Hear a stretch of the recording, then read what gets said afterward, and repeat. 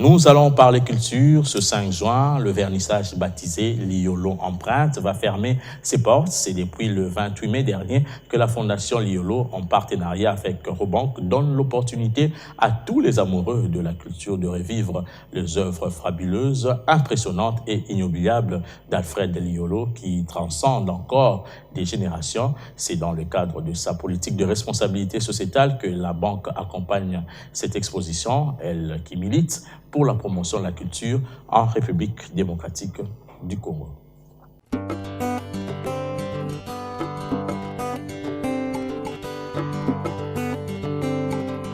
L'inspiration accompagnée de la transpiration, un travail évocateur de la magnanimité de taille que s'est imposé Alfred Liolo tout au long de son parcours.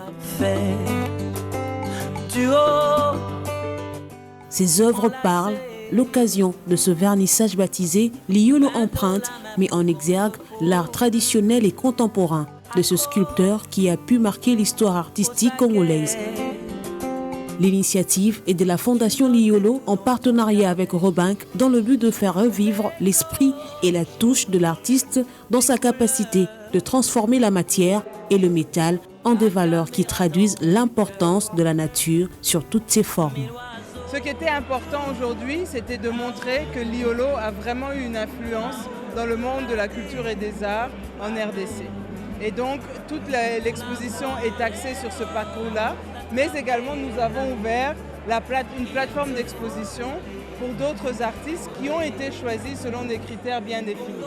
Le moment a été propice pour la Fondation de lancer la bourse d'études Liolo réservée aux artistes sculpteurs, plasticiens et peintres qui excellent dans leur discipline.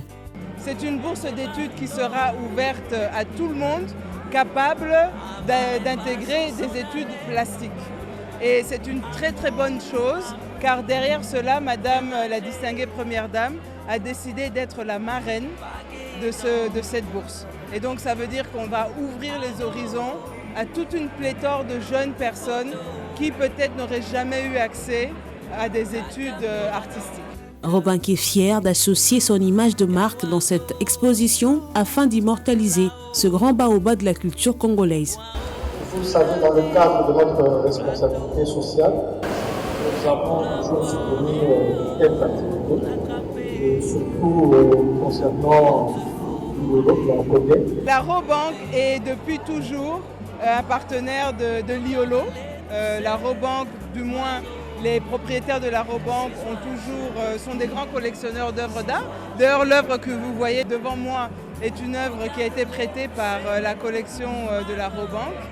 Et je ne peux que les remercier et espérer qu'ils vont continuer à nous accompagner dans les activités que nous allons mettre en place pour les mois et les années à venir. Présent dans cette cérémonie, la ministre de la Culture et des Arts ainsi que les élus nationaux se sont engagés à baliser les chemins des futurs disciples de l'école Liolo pour une politique culturelle adéquate.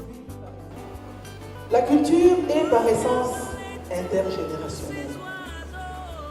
En perpétuant l'œuvre du maître sculpteur et plasticien Liolo, vous continuez à témoigner que celui-ci reste, en dépit de sa disparition physique le 1er avril 2019, un monument vivant de la culture congolaise qu'il a réussi de son vivant à exporter à l'étranger, au-delà de nos frontières.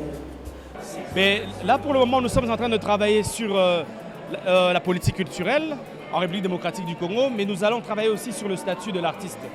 Donc j'espère que dans les prochains mois, si tout va bien, le projet de loi sur la politique culturelle sera déposé au niveau de l'Assemblée nationale.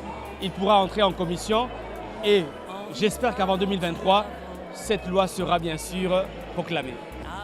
Du 28 au 5 juin, les amoureux de la culture vont passer des bons moments dans cette première édition de ce vernissage, car les œuvres d'Alfred Liolo attirent le physique et l'imaginaire.